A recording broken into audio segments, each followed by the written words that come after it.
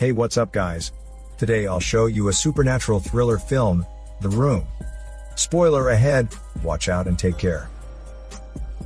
Matt is a broke artist, struggling to make a living with his wife, who receives only a mean income as a translator.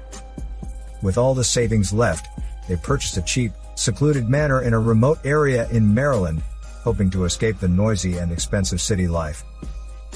While renovating, they discover a large steel door that leads to an empty room.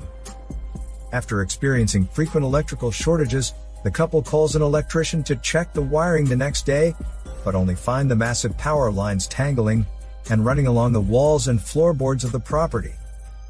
Because of that, the electrician leaves without doing any maintenance, but exclaims his surprise that the property is finally sold after so many years' vacancy, considering the previous owners were murdered on site. That night, Matt searches the internet for the house history and gets to know the deaths of a young couple who were murdered 40 years ago by a suspect John Doe, with his identity unrecorded to the police. The suspect was later sent on trial and put into confinement in a local psychiatric hospital, where he couldn't even remember his own identity and explain his crime motive for the murder. Shaken by the mysterious murder case though, Matt has to settle down here, for they can't afford to live somewhere else. Later, he stumbles into the room and entertains himself with some alcohol. While drunkenly wishing for another bottle of alcohol, he's astonished to find that, after a flicker of the table lamp, the room promptly grants him a bottle full of the same alcohol as he wishes. The next morning, Kate finds Matt in the room, surrounded by many famous paintings, such as Mona Lisa from Da Vinci and those from Van Gogh. Matt is excited to explain that the room seems to possess some unknown magic power that can turn whatever wishes to the real. Kate doubts a little bit, but soon finds it true, as she makes her first wish for $1 million of cash.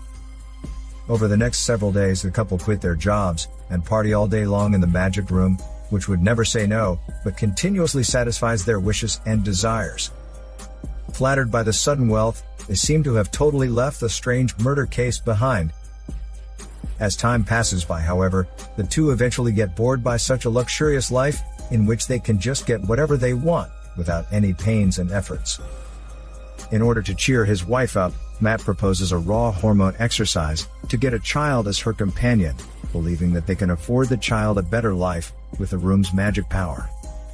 Kate, however, gets angry and reminds him of her 2 previous unforgettable miscarriages, which she can't put herself through until today. Regretting that stupid proposal though, the husband is soon horrified by Kate's crazy idea, who wants to wish for a son from the magic room. Despite Matt's strong opposition, Kate later wishes for a giant baby in the room secretly. In a great panic, Matt tells her what she's done is wrong, and tries to wish away the child in the magic room, but to no success. After all, noticing that his wife finds her comfort from the baby, Matt chooses to accept it. But later, worrying about the murder case, he leaves the house someday in search of the killer. At the psychiatric hospital, Matt meets the killer John Doe, now an old man, wondering why he killed the owner couple 40 years ago. The old man, however, tells him nothing more than that he had to do that way. He then warns Matt and his wife to leave that house before it's too late. Matt leaves with so many questions unanswered. As he tries to refuel his car with some cash made by the magic room, he's frightened to notice that the cash placed in his pocket has turned to ash. He races back in fear and throws a handful of cash out of the window, which also turns into ash very soon. He then tests his theory by placing his Van Gogh painting partially over the threshold.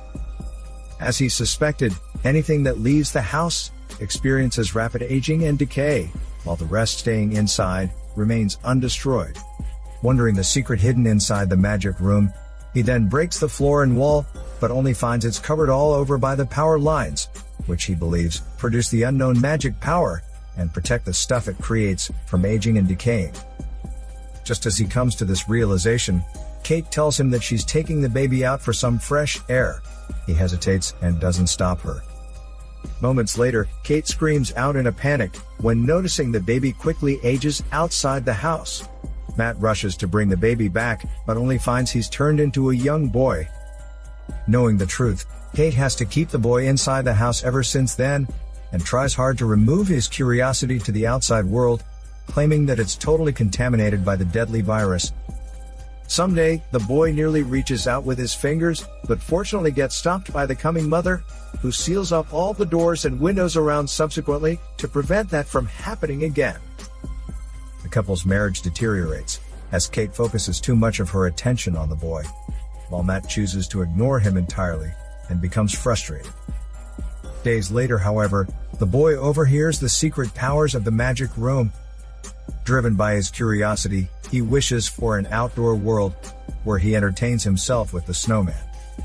Kate admires her son's creativity in such a fantastic world, while Matt, believing that it's just the beginning of their nightmare, drags the boy inside in anger and locks the room. Right at that time, they're interrupted by a call from the John Doe. It's revealed that the John Doe was also a child wish granted by the room. As a result, his identity remains unknown to the police. Frustrated by their sons aging on the outside though, the former owner couple soon realized that as the creators themselves, they had to die in order for their son to live.